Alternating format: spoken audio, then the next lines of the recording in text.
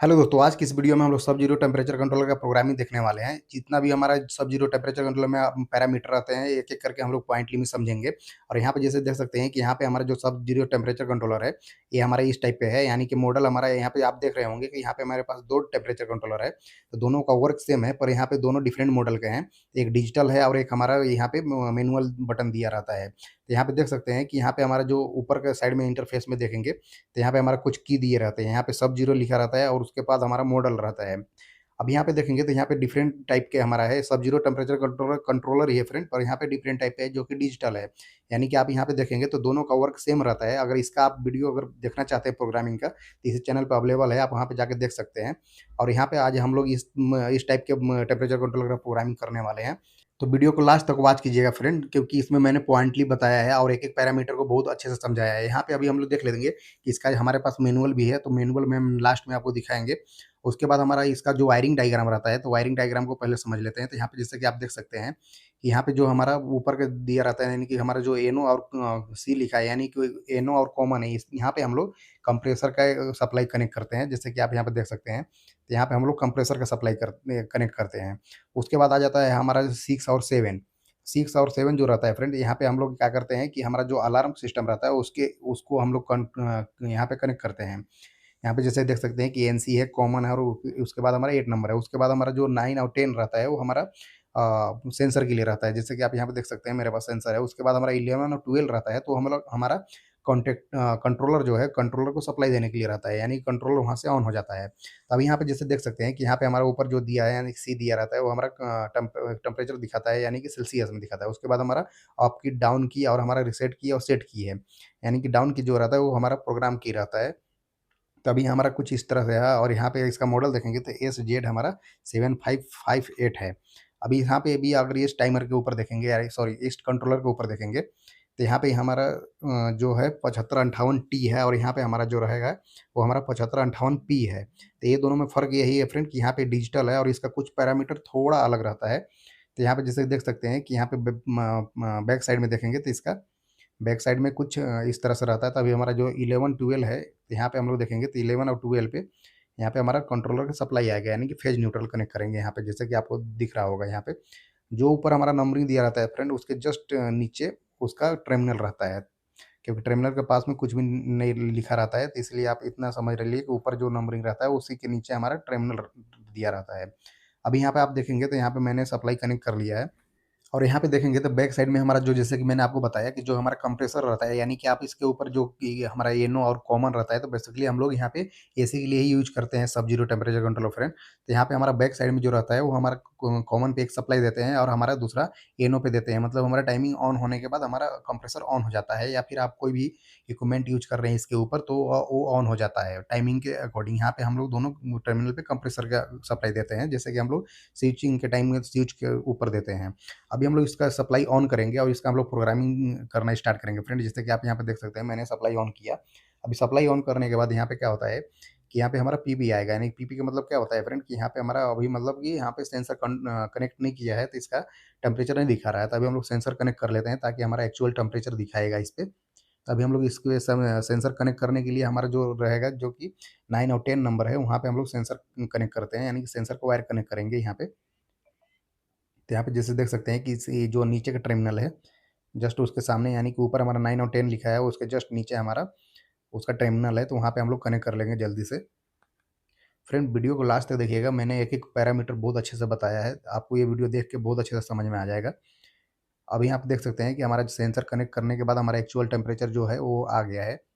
अभी हम लोग यहाँ पे क्या करेंगे फ्रेंड कि यहाँ पे हम लोग अंदर प्रोग्रामिंग में जाने के लिए प्रोग्राम की को 3 सेकंड के लिए प्रेस करके रखेंगे। तो यहाँ पे देख सकते हैं कि हमारा P2 आया और यहाँ पे जो हमारा P1 रहता है वो सेट की प्रेस करने के बाद P1 आ जाता है। तो पहले हम लोग यहाँ से स्टार्टिंग से जो हमारा आगे का नेक्स्ट पैरामीटर है वो सेट कर लेते हैं, उसके बाद P1 करेंगे। तो यहाँ पे P2 का मतलब क्या होता है फ्रेंड कि यहाँ पे जो हमारा ये P2 रहता है हाई टेम्परेचर लिमिट, यानी कि हाई टेम्परेचर में क्या होता है कि यहाँ पे मतलब ये इतना टेम्परेचर अगर आप सेट करके रखेंगे तो ये हमारा टेम्परेचर उतना तक जाएगा। मतलब क्या होगा कि ये हमारा सेट हो जाएगा, हमारा जैसे कि हमारा 43 है या 40 है, तो ये कंट्रोलर क्या समझेगा कि ये हाई लिमिट है, यानी कि 40 जो हमारा है वो हाई लिमिट है इसका।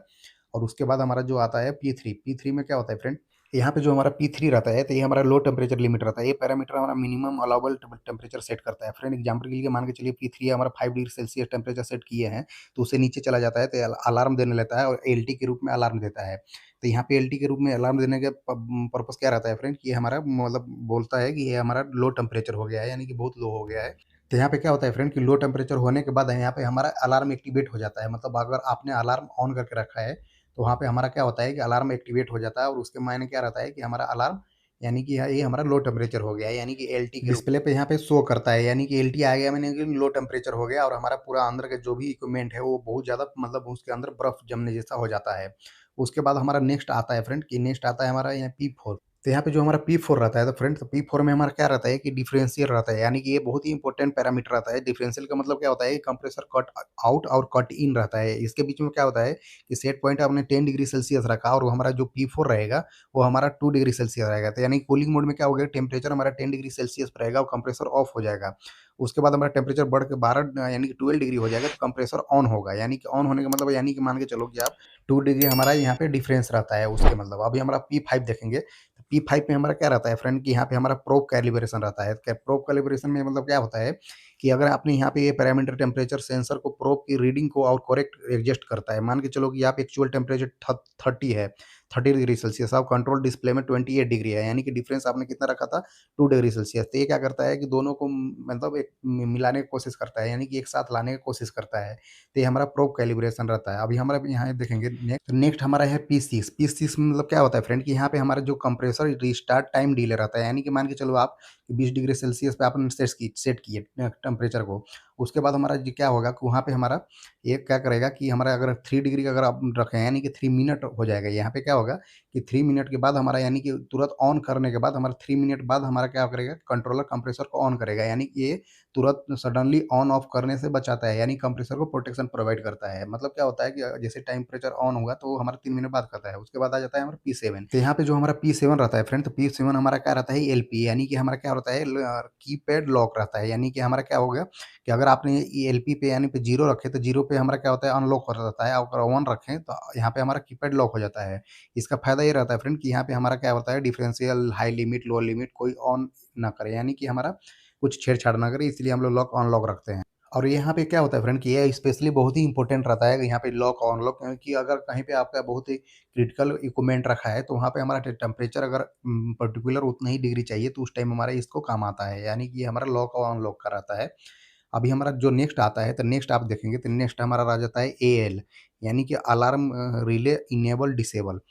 यहाँ पे देखेंगे तो अलार्म रिले यहाँ पे आ जाता है इनेबल डिसेबल। यहाँ पे इस पैरामीटर में मतलब डिसाइड होता है कि अलार्म रिले किस कंडीशन में ऑपरेट करेगा। यानी कि अगर आप जीरो रखेंगे तो रिले डीएक्टिवेट होता है, अगर वन रखेंगे तो रिले एक्टिवेट होता है हाई टेम्परेचर लो टेम्परेचर के लिए। अभी हमारा नेक्स्ट है ई1। ई1 में हमारा क्या रहता है फ्रेंड, कि कंप्रेसर रिले स्टेटस बताता है, यानी कि जब कि प्रोब फेल रहा है, यानी सेंसर फेल हो जाएगा, डिस्कनेक्ट रह जाएगा या ओपन रह जाएगा। और मान के चलिए कि ये हमारा कंट्रोलर क्या करता है कि उस समय अगर ओपन हो गया तो वो डिसाइड करता है कि हमारा क्या करना है। अभी मान के चलिए अगर वन रखेंगे, जीरो रखेंगे, तो जीरो में हमारा क्या करता है, रिले ऑन रखता है, यानी कंप्रेसर को ऑन रखता है। वन रखेंगे तो हमारा क्या रहता है कि 4 मिनट के लिए ऑन रखेगा और 2 मिनट के लिए ऑफ रहता है। और टू में रखेंगे तो कंप्रेसर रिले को ऑफ कर देता है। यानी कि मतलब हमारा क्या रहता है कि हमारा रिले ऑन ऑफ करता है जबकि हमारा सेंसर फेल है। उसके बाद हमारा आरएस आ जाता है। आरएस में हमारा रेजुलेशन आता है। रेजुलेशन का मतलब क्या होता है फ्रेंड, कि अगर जीरो रखेंगे तो यहाँ पे क्या होता है कि 0.1 डिग्री सेल्सियस दिखाएगा, यानी कि हमारा डेसिमल में दिखाएगा। अगर यहाँ पे वन रखेंगे तो वन रखने के बाद हमारा क्या रहता है कि ओनली वन दिखाएगा। मतलब यहाँ पे क्या है, डेसिमल बढ़ जाता है, यानी कि अगर जीरो रखेंगे तो, और वन रखेंगे तो वन हमारा एग्जैक्ट नंबर दिखाएगा। उसके बाद जैसे कि आप यहाँ पे देखेंगे तो यहाँ पे अगर जीरो रखेंगे तो जीरो में हमारा, जैसे कि मैंने आपको बताया कि वो हमारा डेसिमल रहता है, यानी डेसिमल अगर 1 डिग्री दिखाएगा तो डेसिमल प्लस 1 डिग्री रहेगा। और उसके बाद जीरो रखेंगे तो जीरो में हमारा वो उसी तरह से दिखाएगा। उसके बाद आ जाता है हमारा एफएस। एफएस में हमारा क्या रहता है फ्रेंड, कि यहाँ पे हमारा फैक्ट्री सेटिंग रहता है। इसका मतलब यूज कंट्रोलर में हमारा पैरामीटर को फैक्ट्री डिफॉल्ट और वैल्यूएशन रिस्टोर करने के लिए किया जाता है। अगर वन रखते हैं तो वन करने के बाद क्या होता है कि हमारा पैरामीटर फैक्ट्री सेटिंग पर रिस्टोर हो जाता है।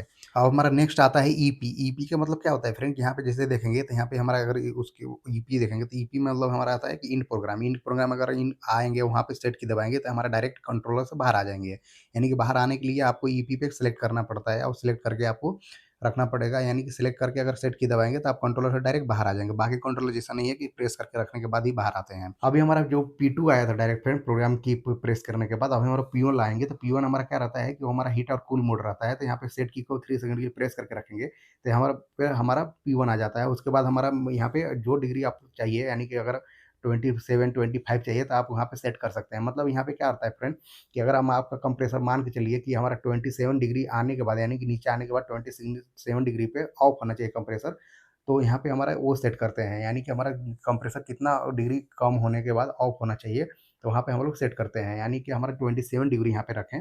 तो हमारा डिफरेंस जो रखे थे 2 डिग्री, यानी कि हमारा 29 डिग्री पे कंप्रेसर ऑन होना चाहिए और 27 डिग्री पे ऑफ हो जाना चाहिए। तो बेसिकली हमारा जो P1 में रहता है, हमारा पैरामीटर यही सेट करते हैं। फ्रेंड हमारा इस कंट्रोलर का प्रोग्रामिंग यहाँ पे एंड होता है। फ्रेंड उम्मीद है आपको इस वीडियो से कुछ सीखने के लिए मिला होगा। अगर वीडियो पसंद आए तो वीडियो को लाइक एंड हमारे चैनल को प्लीज़ सब्सक्राइब कर लीजिए। और अगर आपको डिजिटल कंट्रोलर का प्रोग्रामिंग देखना है तो इसी चैनल पे अवेलेबल है, आप वहाँ पे जाके देख सकते हैं। और अगर और भी डिफरेंट टाइप के कंट्रोलर, टाइमर है या फिर काउंटर का अगर प्रोग्रामिंग देखना है तो इसी मैंने बहुत अच्छे से वीडियो बना के डाला हुआ है, आप वहाँ पे जाके देख सकते हैं। ओके फ्रेंड, फिर मिलेंगे एक नई वीडियो के साथ, तब तक के लिए गुड बाय फ्रेंड।